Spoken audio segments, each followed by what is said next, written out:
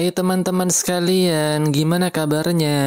Min berharap teman-teman yang menonton video ini dalam keadaan sehat. Dan pada episode kali ini, Anul Story akan membawakan alur cerita dari serial anime Winter 2024 yang berjudul Partikara Tsuiho Sareta Sono Chiyushi. Nah, daripada penasaran, mending langsung saja ke alur ceritanya. Tapi sebelum itu, Min meminta untuk subscribe dan dukung channel ini agar Min selalu semangat menceritakan alur cerita anime yang menarik untuk kalian tonton. Scene diawali saat seorang gadis kecil akan diserang oleh para goblin. Dan di tengah ketakutan itu, nampak seorang pria dan gagah berani datang menolongnya. Scene kemudian berpindah. Nampak seorang gadis mengajak pria untuk ikut ke dalam partinya. Ternyata pria itu ialah MC kita yang bernama Laos. Dan saat mendengar gadis itu mengajak MC, entah mengapa semua orang di sana merasa terkejut. Diketahui jika saat ini Laos sedang mencari orang untuk ikut ke dalam partinya. Dan karena alasan itu, si gadis berambut biru itu pun langsung menawarkan diri untuk ikut party bersama sang MC. Diketahui jika gadis itu bernama Narusena dan dia adalah seorang seniman bela diri. Dan setelah sang MC memperkenalkan diri dan memberitahukan jika dirinya ialah seorang penyembuh, nampak seorang staf wanita tiba-tiba datang menghampiri Narusena. Diketahui jika staf itu bernama Amherst yang bekerja di Guild Petualang Cabang Marmot. Ia kemudian menanyakan apakah Narusena tak mengetahui siapa pria itu. Amherst pun menjelaskan jika pria itu ialah Rausi Pecundang. Dia seorang penyembuh, namun dia hanya bisa menggunakan sihir heal tahap dasar. Tak hanya itu, meski dia menjadi petualang sejak kecil, namun sekarang ia masih saja tak bisa menggunakan heal area luas dan heal kualitas tinggi. Dan Laos adalah seseorang yang paling tak berguna. Diketahui juga jika sang MC pernah menjadi anggota party dari grup pedang petir, namun dia ditendang keluar karena tak bisa menggunakan sihir penetral racun. Dan orang-orang di kota tahu betul seberapa tak bergunanya sang MC. Jadi tak ada orang yang mengundangnya untuk bergabung ke dalam party. Terlebih lagi mungkin sekarang dia tak punya uang. Dan jika Narusena satu party dengan orang seperti itu, maka dia juga akan ikut miskin dan tak akan mempunyai tempat tinggal yang layak. Dan saat mendengar hal itu, Narusena pun tak merasa khawatir karena dia membawa cukup banyak uang. Namun saat mendengar hal itu, Amherst tiba-tiba memperingatinya karena petualang yang berkumpul di tempat ini kebanyakan adalah preman, dan demi keselamatannya sebaiknya uang sebanyak itu lebih baik jangan dikeluarkan.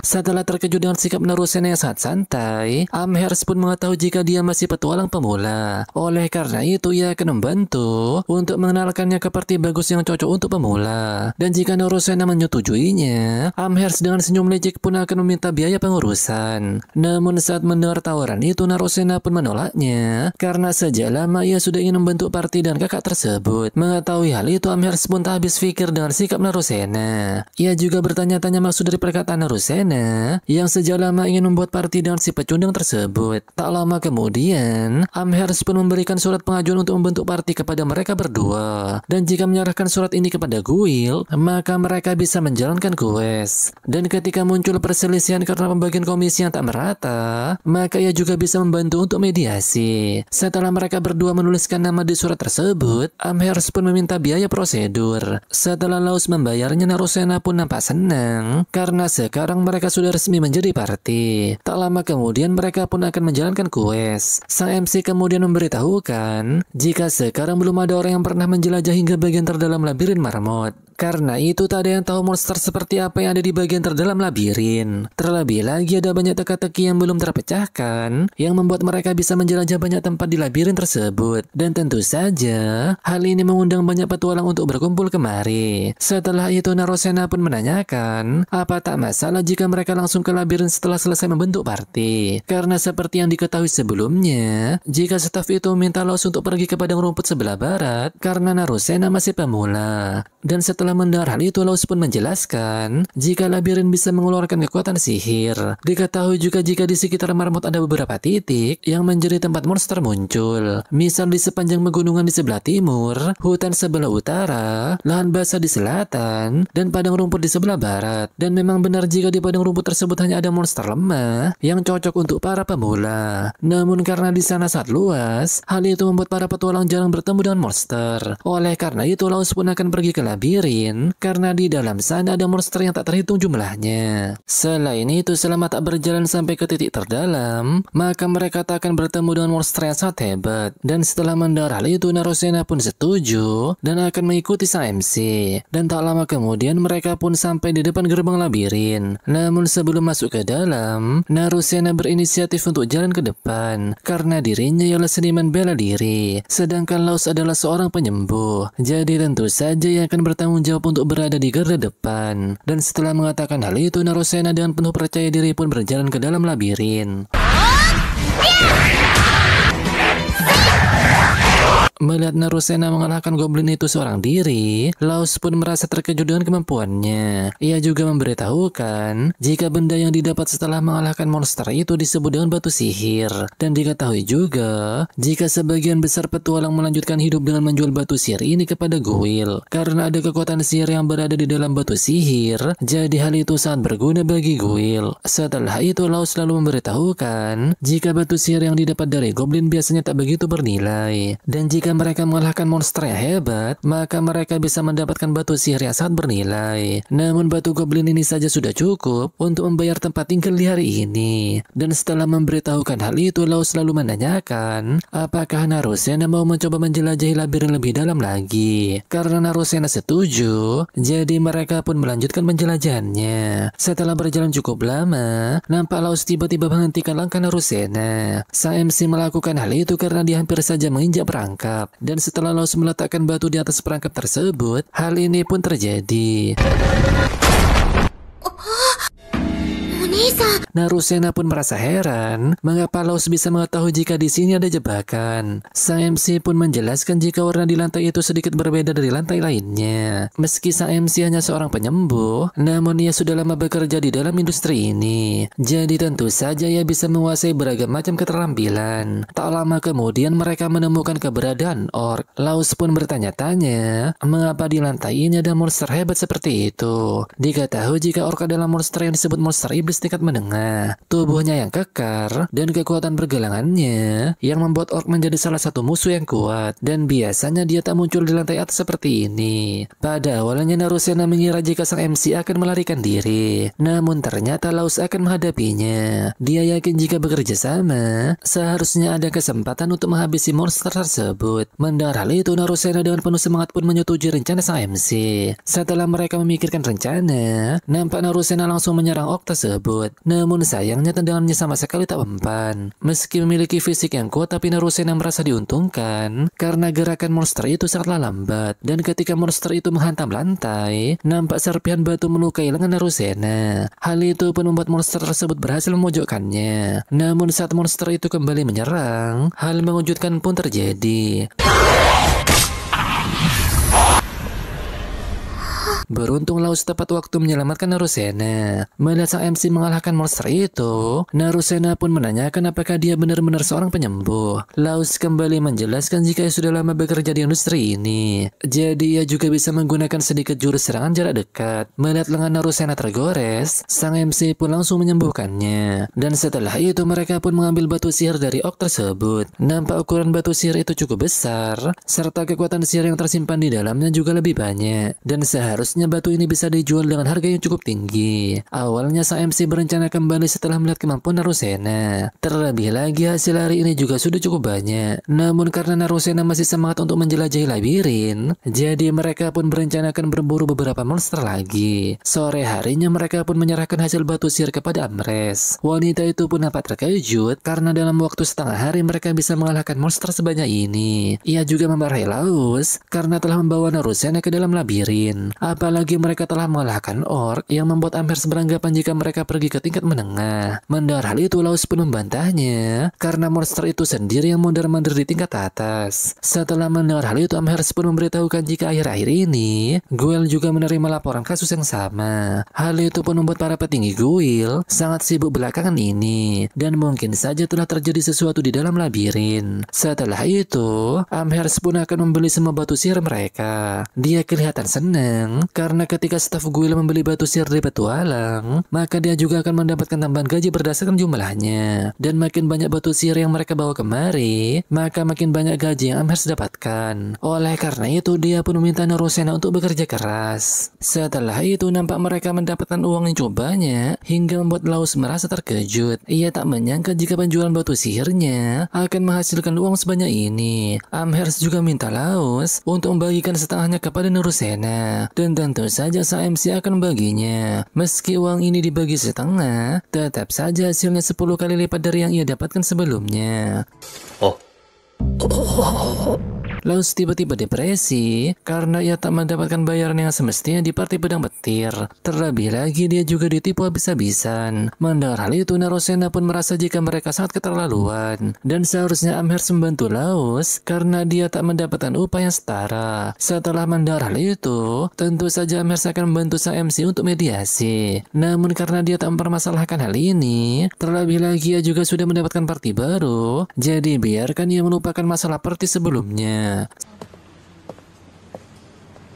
Setelah itu nampak Amherst sedang menghitung uang. Namun tak lama kemudian ketua Guild yang bernama Hamsam datang menemuinya. Ia pun menanyakan apakah dia telah membantu Raus untuk mencari rekan party yang baru. Mendengar hal itu Amherst pun membantahnya. Meski tak ada petualang yang ingin bergabung dengan pecundang tersebut, namun ada gadis aneh yang ingin membantu party dengannya. Dia adalah gadis berambut biru yang bernama Narusena. Setelah mendengar hal itu Hamsam pun pergi dari sana. Di sisi lain nampak mereka berdua telah sampai di penginapan. Gadis kecil yang kenal dengan sang MC pun menanyakan apakah wanita itu adalah anggota partinya yang baru. Ia mengetahuinya karena gosip itu cepat sekali tersebar. Katanya Rausi pecundang sudah membentuk parti baru lagi. Setelah itu karena mereka ingin memesan kamar, jadi gadis kecil itu pun meminta mereka untuk menemui ibunya. Melihat kedatangan mereka, sang ibu yang bernama Merai pun menanyakan apakah mereka ingin memesan satu kamar bersama. Mendengar hal itu tentu saja Narusena langsung memerah. Namun Laus langsung menjawab jika tentu saja mereka memesan kamar yang terpisah. Mendengar hal itu, mereka pun diminta untuk memilih kamar yang kosong di lantai 2. Namun sebelum itu mereka harus mengenyangkan perut terlebih dahulu. Setelah mendengar hal itu, Narusena pun nampak murung karena ia tak masalah jika mereka berdua tinggal di kamar yang sama.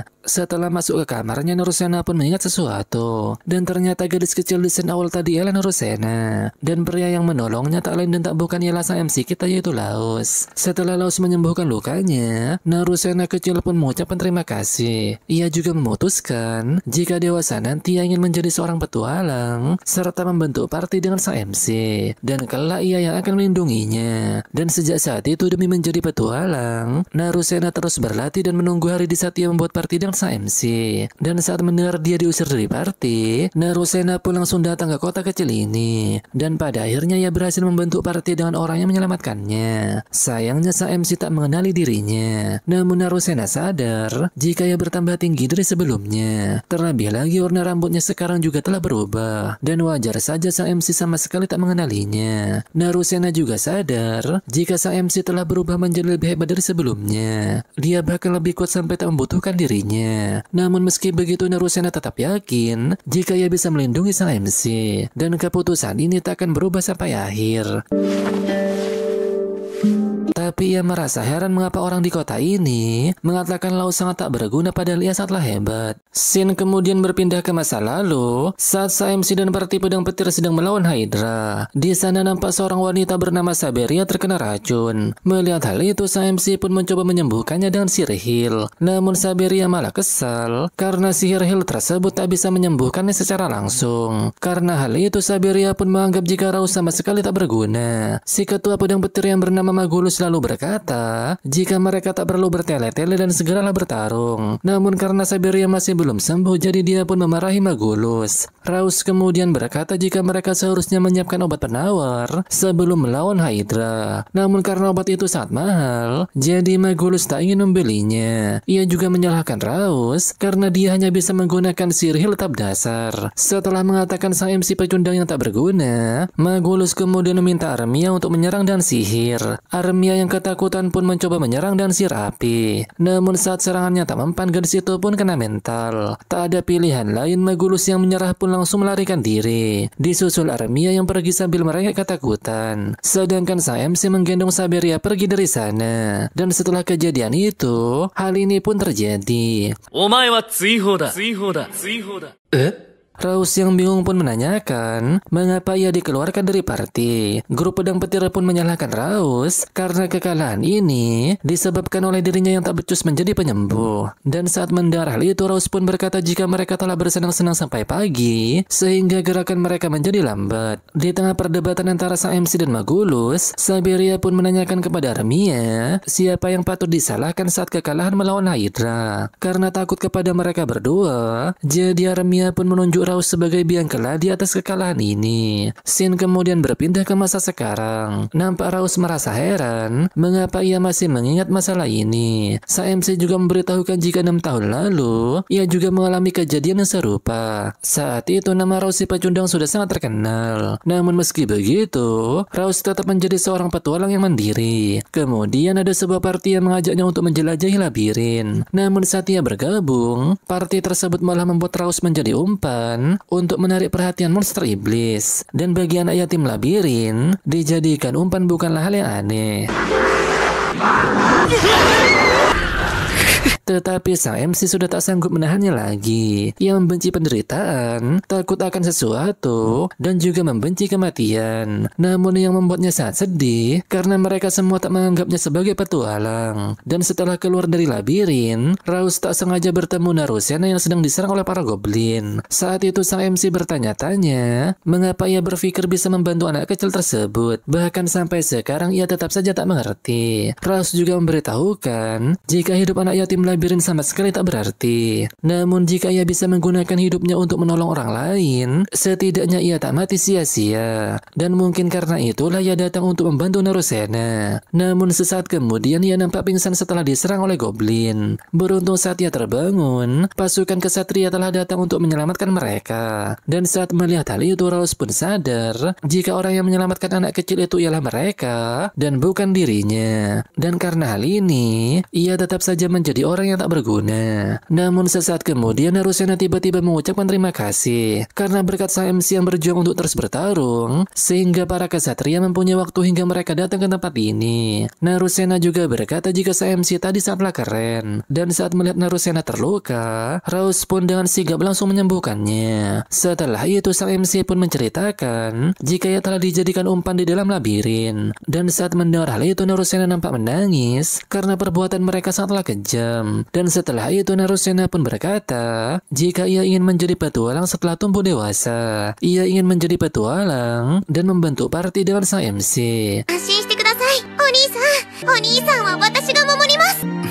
Dan setelah mengatakan hal itu, nampak Narusena kembali bersama para kesatria. Raus pun sadar jika gadis itu adalah putri dari seorang bangsawan. Dan ia juga beranggapan jika gadis itu tak mungkin menjadi seorang petualang. Namun berkat ucapan gadis itu sebelumnya, sang MC pun mendapatkan keberanian dan memutuskan untuk kembali menjadi seorang petualang. Setelah itu nampak sang MC bertemu dengan gurunya dan terus-menerus berlatih. Dan sebagai seorang penyembuh, ia hanya bisa menggunakan heal tingkat dasar. Namun meski begitu, ia tetap mempelajari banyak keterampilan yang harus dimiliki oleh seorang petualang. Setelah itu, Raus kembali mengingat perkataan Narusena. Dan setelah mengingatnya, sang MC pun berkata jika tak ada kalimat itu, mungkin saja ia akan menyerah menjadi petualang. Dan juga ia tak mungkin bisa bertemu dengan anak itu lagi. Tak lama kemudian nampak Narusena datang dan mengajaknya sarapan bersama. Dan setelah sarapan, nampak mereka telah berada di depan labirin. Raus lalu menanyakan apakah Narusena ingin pergi ke tempat yang lebih dalam. Setelah Narusena mengiyakannya, mereka pun masuk ke dalam labirin. Singkat waktu mereka sampai di depan portal teleportasi. Mendengar Narusena baru melihat portal itu, sang MC pun menjelaskan jika tak semua labirin punya benda seperti ini. Diketahui jika ini dibuat oleh penyihir ketika labirin meremot baru ditemukan. Awalnya Narusena menganggap jika mereka bisa pindah ke tempat yang diinginkan dengan sesuka hati. Namun Raus membantahnya karena portal ini membutuhkan pintu untuk keluar. Artinya mereka bisa berpindah tempat dari portal satu ke portal yang lain dan mereka tak bisa pindah ke tempat yang tak ada portalnya. Diketahui juga jika monster iblis tak bisa melewati portal teleportasi ini. Dan juga portal ini adalah keterampilan yang sudah musnah ratusan tahun yang lalu. Dan sampai sekarang tak ada orang yang bisa membuat portal teleportasi yang baru. Setelah itu mereka pun berpindah tempat dengan menggunakan portal teleportasi. Sang MC lalu menjelaskan jika tempat ini adalah lantai tengah labirin dan monster iblis yang akan muncul juga punya ketentuan tertentu. Jadi Narusena diminta untuk hati-hati. Setelah menegur Narusena, Laos lalu menjelaskan jika lawannya kali ini adalah mayat hidup. Dia tak punya tubuh fisik dan dia adalah monster iblis yang berubah dari roh. Dan karena itu serangan fisik tak akan berefek kepadanya. Sang MC berencana untuk kabur karena mereka berdua tak bisa menyerang dengan sihir. Namun Narusena menolak karena ia yakin bisa mengalahkannya. Dan saat mendengar hal itu, sang MC pun merasa jika Narusena bisa menggunakan sihir. Setelah itu nampak Laos menjadi umpan. Dan saat monster itu mengejarnya, nampak Narusena bersiap melakukan serangan kejutan. Laos pun menyadari jika Narusena akan menggunakan prana. Diketahui jika senaman bela diri bisa menggunakan prana setelah berlatih sepanjang tahun. Dan saat menyelimuti tinju dengan prana, sekalipun itu roh dia bisa dihancurkan. Dan sesaat kemudian setelah berhasil mengalahkan roh tersebut, nampak tangan Narusena terluka. Sang MC pun sadar jika hal ini terjadi karena sebelumnya dia menyerang roh itu dengan tangan kosong. Setelah itu nampak Laos langsung menyembuhkan Narusena dengan menggunakan alat sihir yang bisa memperkuat penyembuhan. Di dalam alat sihir itu terdapat batu sihir. Diketahui jika batu sihir yang dikumpulkan oleh petualang akan diserahkan ke tangan tukang oleh Guil dan kemudian akan diolah menjadi alat sihir. Dan setelah tangannya sembuh, Narusena lalu menanyakan berapa harga batu sihir dari roh tersebut. Singkat waktu mereka pun menjual batu sihirnya kepada Amherst. Sang MC pun tak menyangka jika batu sihir dari roh itu bisa dijual dengan harga tinggi. Dan karena mereka sudah mendapatkan uang yang cukup banyak, jadi Laos pun mengajak Narusena untuk menyantap makanan yang lebih mewah. Setelah itu, nampak Mirai menyediakan makanan mewah untuk mereka. Laos juga meminta Mirai untuk menyediakannya segelas BIR. Dan saat mendengar hal itu, Narusena pun berkata hal demikian. Melihat dirinya dikatakan anak kecil oleh anak kecil, jelas saja Narusena nampak kesal. Laos juga melarang Narusena karena hal ini masih terlalu cepat untuknya. Setelah itu nampak Narusena menanyakan perihal benda yang sangat tinggi yang ada di pinggiran kota. Meski mirip dengan bangunan, namun benda itu tak punya pintu masuk bahkan jendela. Terlebih lagi benda itu bisa dilihat di mana saja di kota ini. Mendengar hal itu Laos pun berkata jika dirinya juga penasaran. Dan saat menanyakan perihal benda itu ke orang lain, ia nampak terkejut karena para tukang yang membangunnya juga tak tahu benda apa yang sedang mereka buat. Selain itu semua orang tak tahu siapa kliennya. Dan ia juga mendengar jika sketsa dan biayanya dibawa oleh seorang agen. Dan anehnya, di belakang agen itu masih ada seorang agen. Dan bahkan di belakang agen itu lagi-lagi ada agen lain. Mendengar hal itu Narusena pun merasa jika orang yang minta tukang membuat benda itu sangat tak ingin orang lain mengetahui identitasnya. Dan karena terlihat sebagai benda yang tak berbahaya, jadi semua orang tak mempermasalahkan hal itu. Sang MC juga beranggapan daripada membuat benda seperti itu, lebih baik membuat tembok kota. Karena jika seperti ini, maka tak akan menguntungkan jika kota ini diserang. Mendengar hal itu Narusena pun tak khawatir, karena di kota ini terdapat banyak sekali petualang. Entah itu perampok atau monster sihir, Narusena yakin jika mereka akan dihajar habis-habisan. Setelah itu Laos pun merasa jika membentuk party dengan orang lain memang sangat menyenangkan. Meski tak tahu apakah gadis kecil itu akan muncul atau tidak, namun sang MC tetap bersyukur karena berkat anak kecil itu ia bisa kembali menjadi petualang. Di sisi lain, nampak Magulus memperkenalkan penyembuh baru di party pedang petir dan dia adalah seorang gadis bernama Lyra. Magulus juga yakin jika kali ini mereka bisa mengalahkan Hydra. Di sisi lain, nampak Hansa melaporkan kepada seseorang jika Putri Tidur ada di kota ini. Dia telah menjadi petualang dan sedang membentuk party bersama Raus. Mendengar hal itu, kakek tua itu pun juga menganggap jika Raus ialah bocah yang tak berguna. Dia juga berkata jika sudah tak ada waktu lagi. Oleh karena itu ia minta Hansa untuk mengusirnya keluar dari kota ini dengan memakai cara apapun. 承知しております。 Di sisi lain, nampak parti pedang petir kembali ke tempat Hydra. Setelah melihat kondisi Hydra, Magulus pun nampak senang karena kepala monster itu masih belum tumbuh. Setelah memberitahukan tugas ke para anggotanya, Lyra pun protes karena dirinya yang seorang penyembuh malah disuruh berada di garda depan. Mendengar hal itu, Magulus pun memberitahukan jika sebelumnya Raus juga bertindak seperti ini, dan bahkan kepala Hydra yang terpotong karena ditebas oleh Raus si penyembuh. Mendengar hal itu, sontak Lyra pun terkejut karena seorang penyembuh mampu menebas kepala Hydra. Karena Lyra tak sanggup melakukan tugas seperti Raus, jadi pada akhirnya Magulus pun menempatkannya di bagian belakang. Pemimpin pedang petir itu juga nampak senang karena Lyra bisa menetralkan racun. Dan setelah itu dengan penuh percaya diri, Magulus pun akan memastikan jika Hydra itu akan menghembuskan nafas terakhirnya. Di sisi lain, nampak Amherst memberikan saran kepada Raus dan Narusena untuk menambah anggota baru.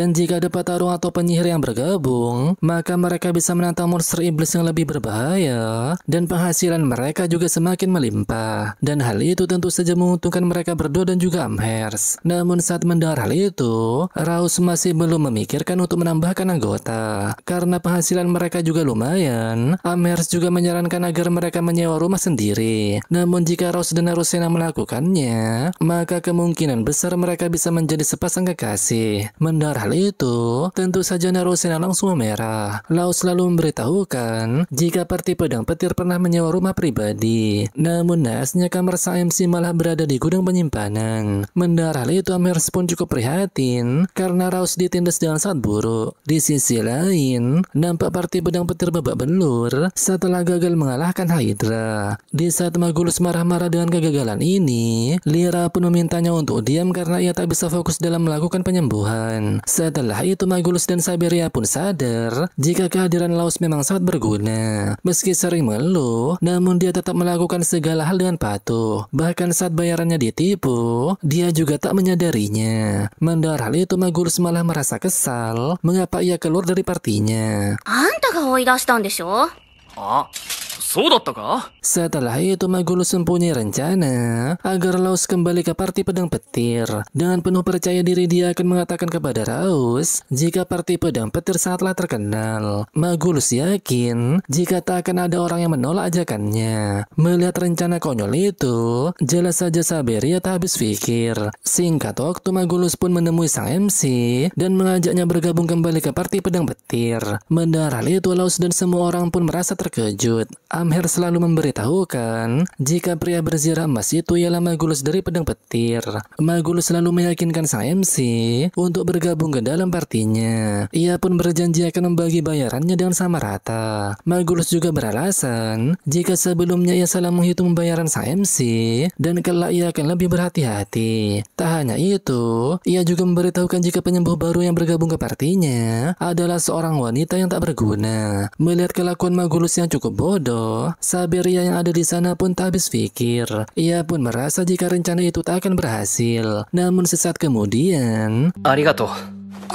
じゃあ nampak Narusena tiba-tiba datang dan berkata jika Laos tak akan kembali ke parti pedang petir. Terlebih lagi sang MC adalah rekannya yang sangat penting. Setelah mengatakan hal itu, nampak Laos memegang pundak Narusena. Ia pun berkata jika alasannya berterima kasih karena Magulus kembali mengundangnya untuk bergabung ke dalam parti. Namun meski begitu, Laos tak bisa kembali ke parti pedang petir karena ia sudah punya rekan yang baru. Mendengar hal itu, Magulus yang merasa kecewa pun menuduh Narusena yang telah memperalat sang MC.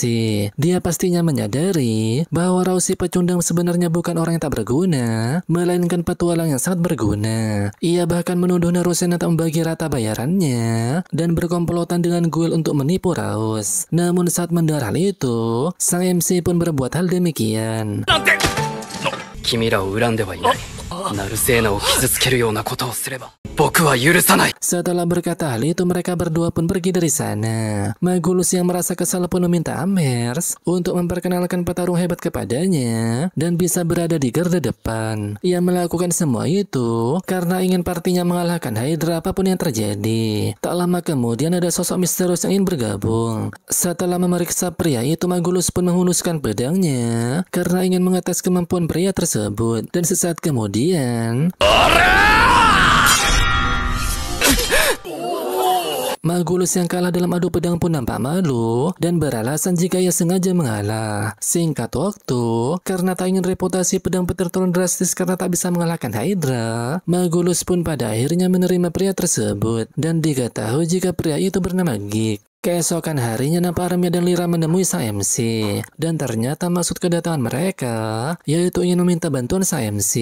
Lyra pun memberitahukan jika Magulus akan kembali menyerang Hydra pada hari ini. Dia juga memperkerjakan seorang petualang baru. Lyra merasa jika Magulus belum kapok sebelum ada rekannya yang tewas. Bahkan kali ini dia kembali tak membeli penawar racun. Armia juga sadar betapa hebatnya Raus. Dan jika saat itu sang MC tak menebas kepala Hydra, mungkin mereka semua akan mati. Melihat Raus merendah, Lyra pun berkata jika mereka tetap kesulitan menghadapi Hydra yang sudah kehilangan dua kepalanya. Mendengar hal itu, Raus selalu menanyakan bantuan apa yang mereka inginkan. Armia dengan antusias pun memberitahukan jika cedera Hydra masih belum sembuh sepenuhnya dan apabila Raus ikut maka mereka pasti bisa mengalahkan monster itu. Mendengar Armia memintanya untuk kembali ke pedang petir, Raus pun merasa heran karena sebelumnya ia telah menolak ajakan Magulus. Narusena lalu menanyakan mengapa Armia sangat ingin menyelamatkan Magulus. Mendengar hal itu, Armia pun berkata jika Magulus memang orang yang sedikit bermasalah. Tak hanya sombong, dia juga senang meremehkan, licik, berkarakter buruk, berpikiran sempit, sangat ambisius, nafsu makannya luar biasa, sifatnya pelit dan juga tak suka sikat gigi. Namun meski begitu dia tetaplah rekan partinya.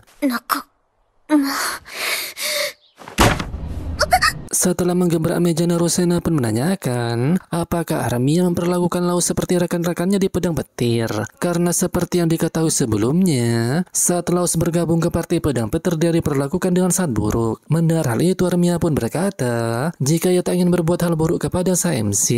Namun karena takut kepada mereka, jadi Armia pun tak bisa berbuat apa-apa. Dan jika Armia tak menuruti perintah, mungkin dirinya lah yang akan diusir dari partai. Armia yang menangis pun minta maaf karena ia baru saja menjadi petualang. Ia juga tak mengetahui apakah tindakan Magulus dan yang lainnya benar atau tidak. Namun sekarang ia sudah mengerti jika perbuatan Magulus itu salah. Meski begitu, karena mereka telah menjadi rekan satu partai, jadi Armia tak bisa duduk diam tanpa menolong Magulus. Melihat Armia menangis, Lyra pun menanyakan apakah Laus bisa menerima permintaan maafnya. Dan saat mendengar hal itu, Laus pun langsung mengulurkan tangannya dan berkata jika Armia tak perlu menangis karena yang lalu biarlah berlalu. Setelah Laus menerima permintaan maafnya, Armia pun langsung berterima kasih kepada sang MC.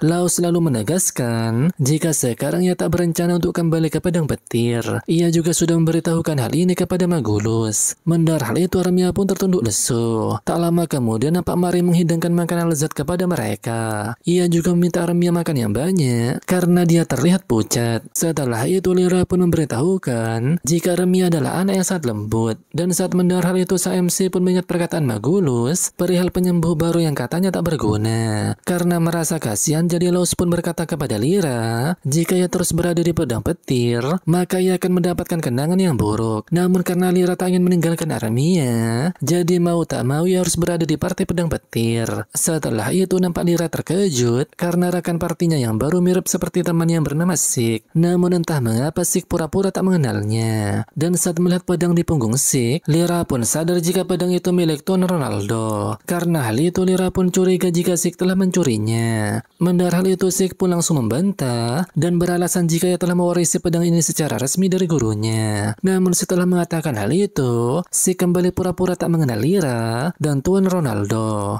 Hai, hai. それでいいとしときましょう。シークさん。 Setelah mengatakan hal itu, Lyra tiba-tiba pergi dan entah mengapa ia nampak tersenyum. Scene kemudian berpindah. Nampak Laus memandangi dataran gelap yang merupakan tempat di mana Hydra itu berada. Di sisi lain nampak partai pedang petir kembali untuk mengalahkan Hydra.